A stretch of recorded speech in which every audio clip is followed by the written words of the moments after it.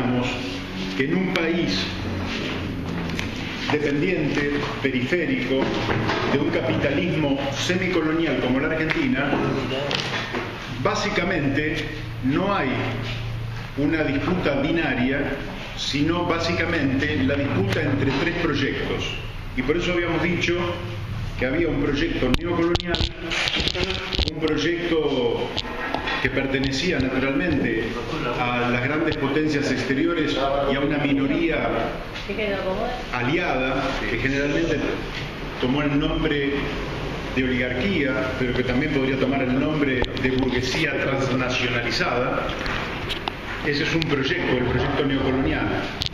Había otro proyecto, que es un proyecto que se puede llamar de nacionalismo popular, o, en fin, que pertenece básicamente a las clases altas de la sociedad, pero no justamente aquellas que están en el marco de la transnacionalización, sino esa burguesía industrial, agropecuaria, de profesionales, etcétera, que forma un tejido que en sí mismo concita la posibilidad de desarrollar un proyecto que siempre es un proyecto que fluctúa entre jugarse por los de abajo o jugarse con los de arriba.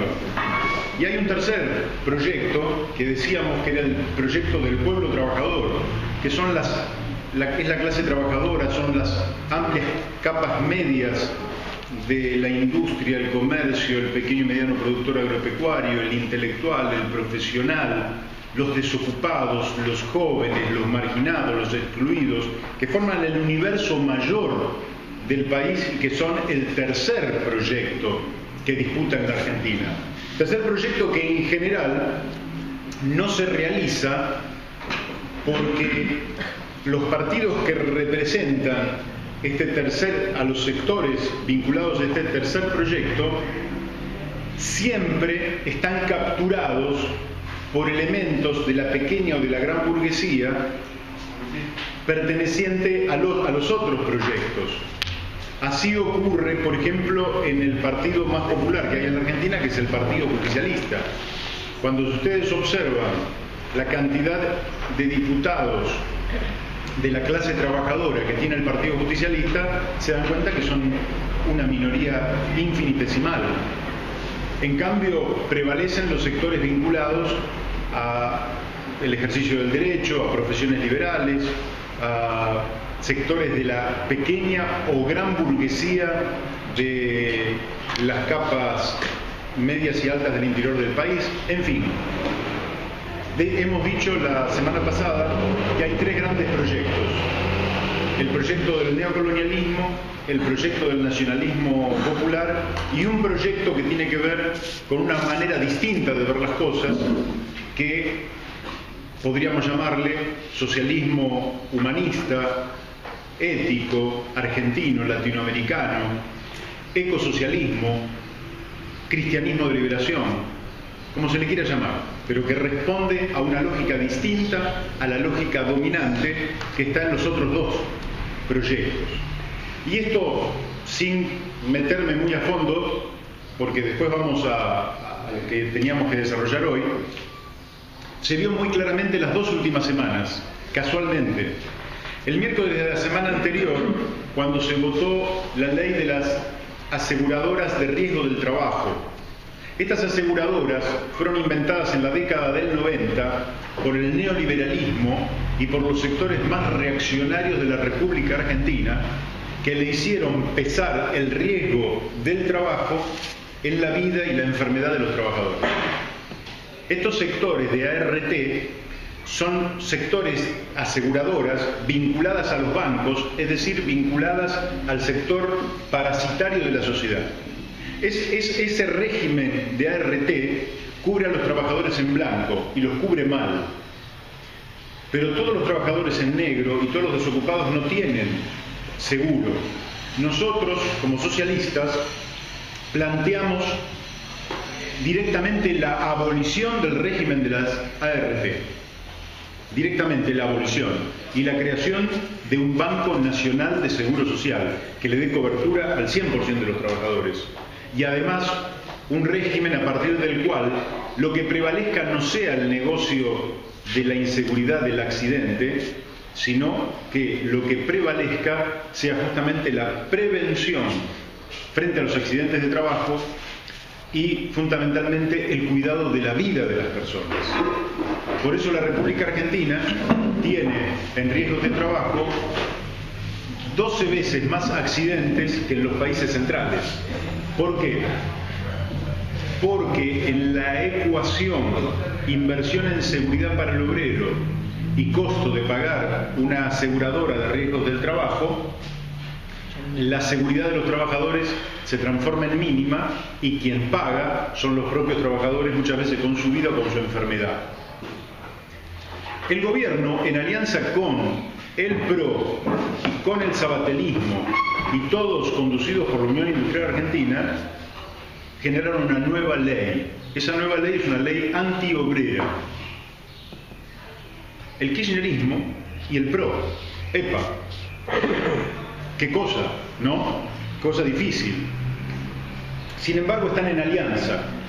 Quiere decir que de aquellos 3 globitos que hicimos hace 2 semanas, el globito del proyecto neocolonial o transnacional y el proyecto de ese nacionalismo popular, de las capas altas de nuestra sociedad, muchas veces se unen. Ustedes no lo van a lograr ver, pero este miércoles pasado, ya no el otro miércoles donde se votó las ART, sino este miércoles pasado, donde se votaba la ley sobre los 16 años, a mí me tocó, felizmente yo estoy en un lugar muy cerquita, yo estoy en la Cámara de Diputados, muy cerquita de donde están los diputados. Tan cerquita estoy y llegué tan temprano que me senté, yo me siento en la primera fila. Y todavía había muy poquitos del Frente para la Victoria que tenían que formar el quórum. Y de pronto pasa Federico Pinedo, me saluda, va y se sienta. Si ustedes pudieran ver, el único sentado, están todas las sillas vacías, el único sentado es Federico Pinedo. ¿Qué estaba ocurriendo? Federico Pinedo, el representante del PRO, el jefe de la bancada del PRO, le estaba dando quórum al Frente para la Victoria. Si alguien tenía dudas acerca de si había una alianza entre el PRO y el Frente para la Victoria, que no las tenga más. Esta es una de las pruebas, hay muchísimas más. El sabatelismo, que votó el año pasado la ley antiterrorista y que ahora votó la otra semana la ley de las ART, más como representante Heller del interés de los bancos que del interés del pueblo trabajador, ¿no? En esa alianza uno tiene que pensar, o el PRO está confundido y ha abrazado la causa de los humildes, o nuestros compañeros están confundidos y han abrazado la causa de los ricos. Bueno, les digo lo siguiente, ninguno está confundido. Solo del Frente para la Victoria y los del sabatelismo que han abrazado la causa de los ricos, de la cual nunca se fueron, lamentablemente. Así que esos dos proyectos, cuando viene la posibilidad de un cambio de régimen, esos dos proyectos tienden a unirse. A veces se desprenden de allí elementos para este tercer espacio, para la posibilidad de la realización de un socialismo, como dijimos, argentino, opción por los pobres, cristianismo de liberación, como le quieran llamar, no importa. Es algo distinto al capitalismo. Lo que nosotros aspiramos es algo distinto al capitalismo. El capitalismo se rige y se organiza para optimizar la tasa de ganancia del capital. Para eso se hace la sociedad. Y son las luchas sociales las que impiden que sea descarnado. Porque si no el capitalismo sería, si no hubiera luchas sociales, el capitalismo sería descarnado. Haría con la gente lo que hizo en sus comienzos, meter a los chicos de 5 años en las minas de carbón y que se murieran asfixiados allí adentro. Es decir, las crueldades más despiadadas que tenga memoria la humanidad se cometieron durante esa etapa. Ahora bien, dijimos que después de aquella introducción al tema del método y de los 3 proyectos en pugna, hoy vamos a hablar sobre algunas propuestas que nosotros íbamos a hacer, y naturalmente que las voy a hacer yo y después vamos a hacer un ping-pong con la participación de todos, y dentro de 2 semanas vamos a hacer una tercera reunión que tiene que ver con el qué hacer. Es decir, tenemos un método de análisis, tenemos una serie de propuestas, y después qué vamos a hacer. porque con lo anterior no alcanza, si esto no se realiza en la práctica, pero vamos por partes, y yo voy a tratar, como comenzamos temprano, voy a tratar de, sintéticamente y a partir de este momento, decirle algunas cosas, y ustedes me dirán luego si estas cosas que yo les digo les gusta o no les gusta. ¿Por qué? Entre otras cosas porque esta semana, nada menos que el día 30 de octubre, naturalmente, ciertamente con alguna soledad, pero también inducido por la opinión de muchos compañeros, tomé una decisión que va más allá de los aspectos legales de personería o demás. Tomé la decisión de ser precandidato a diputado nacional por la provincia de Buenos Aires.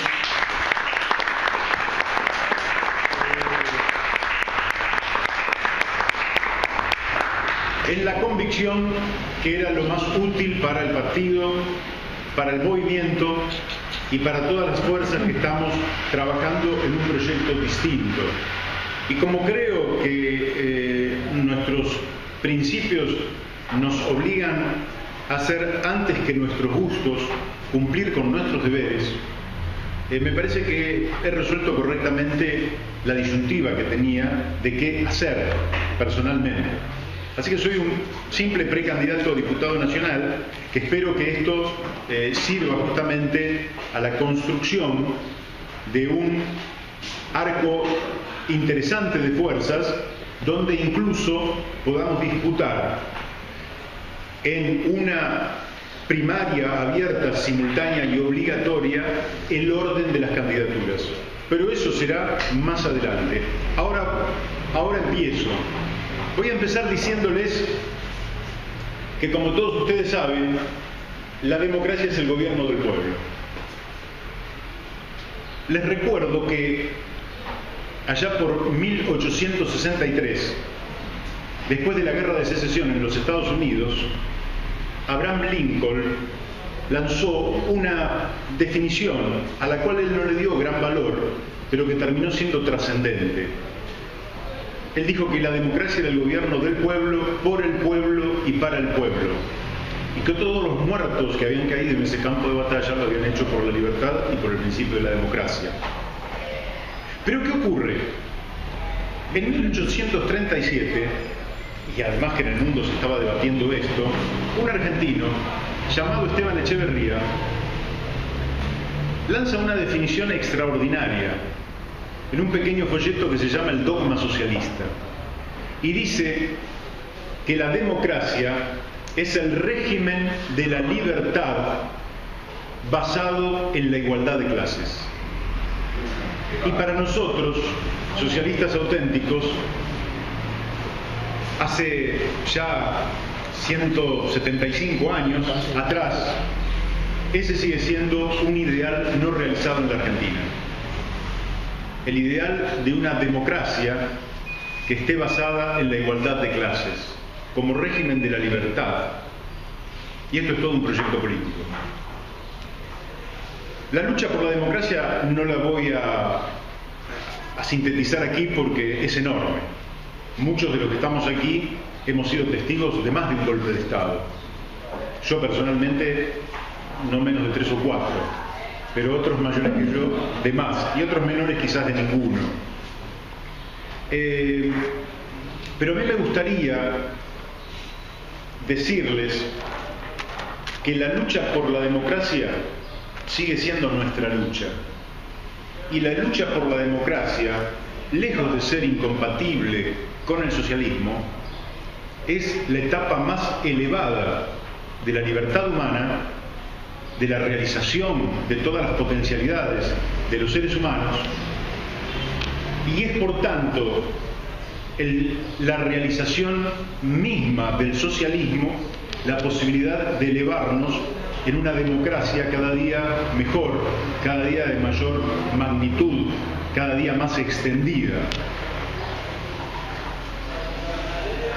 En realidad creo que la democracia tiene distintos momentos y voy a hacer una breve síntesis. Creo que el primer momento de la democracia le llamaría ilusión democrática. Y me voy a situar en 1980.